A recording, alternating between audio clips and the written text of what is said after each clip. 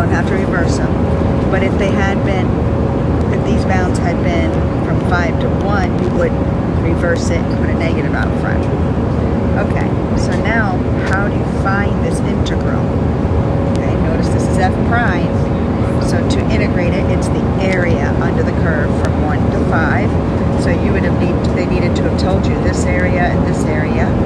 Okay, either they wrote it in the curve, which I'm going to do, or they give it in words. So if this area was, say, 8, and maybe this area down here is 1, then I would have 8 minus 1. Okay, so my final answer would be 7 plus 7.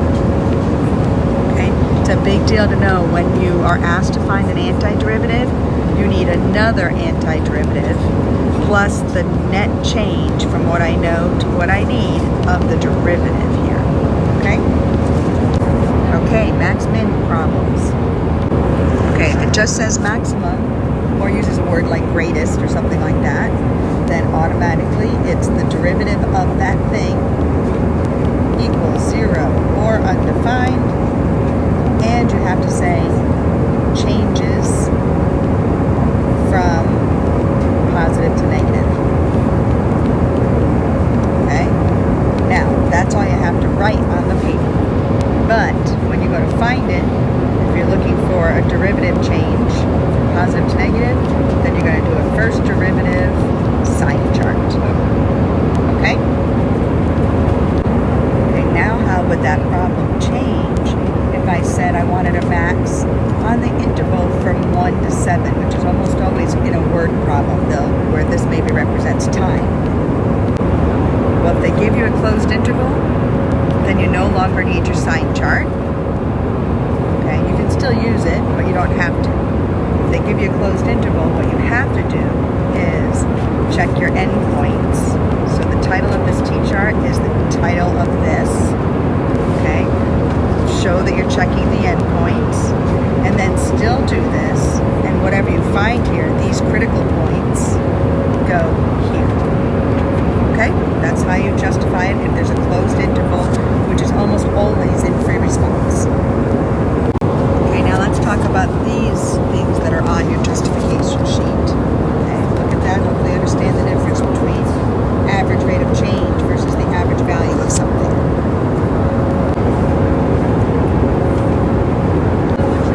Okay, write down how you would do this. First, you'd have to know when the park hours are, which would be given in the problem. Let's say it has time of 0 to time of 8 or 10. Let's go 10. Whatever. Who cares?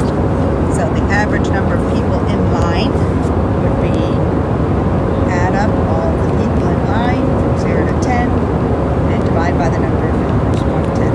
This would give you the average number of people in line, or the average of whatever that's defined to be. Okay? Now let's use the same equation, people in line. Let me change the question. Okay, this one says average rate of change. That should mean automatically algebra 1 slope. P of 4 minus P of 1 all over 4 minus 1. Now, tell me what, if you had to calculate this, what does it mean? The average rate of change is an estimated derivative, so it's how fast the number of people in line is changing. Okay, and again, you could rely on the units. This would be people per hour.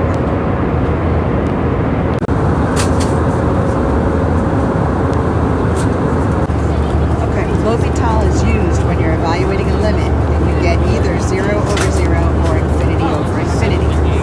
Okay, now it's pretty easy to figure it out for multiple choice, but if it's free response, they're very picky about how you show it. So first, try on your own right now to evaluate this limit. Remember, limit just means plug in the 1. That's your first approach.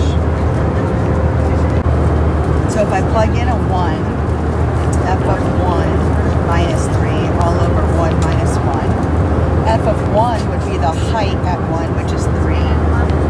And so you can see you get a case of 0 over 0, which fine informally if it's not free response. Now I would do the derivative of the top separate from the derivative of the bottom. But that isn't okay if it's free response. response, you have to be more formal. So let me show how you have to write it. You have to separate the limit on the top, the limit on the bottom separately and say that they both go to 0. So this is how you would show that.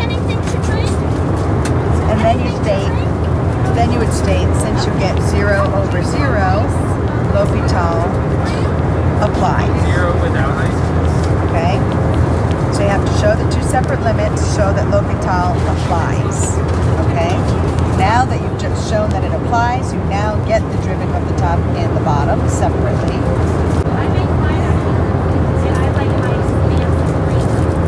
Okay, so the derivative of the top would be f prime. The derivative of the bottom is 2x. And now you reevaluate the limit. Okay? And when I plug in the 1, you get rid of the word limit.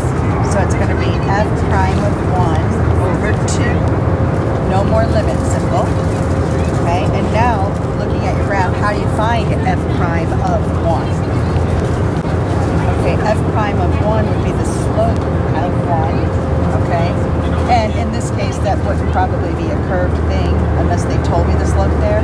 It's probably going to be a straight line. You got to figure out the slope. It's not probable that you have to actually estimate that slope. But for my example, I'll estimate it like -3 over 1. Okay, so let's say that that was a straight line. You can see the slope is -3. Okay, and that would be your answer. So L'Hopital, again, to summarize, that's when you get 0 over 0 or infinity over infinity. And then if you get one of those things, you do the derivative of the top, derivative of the bottom, and reevaluate.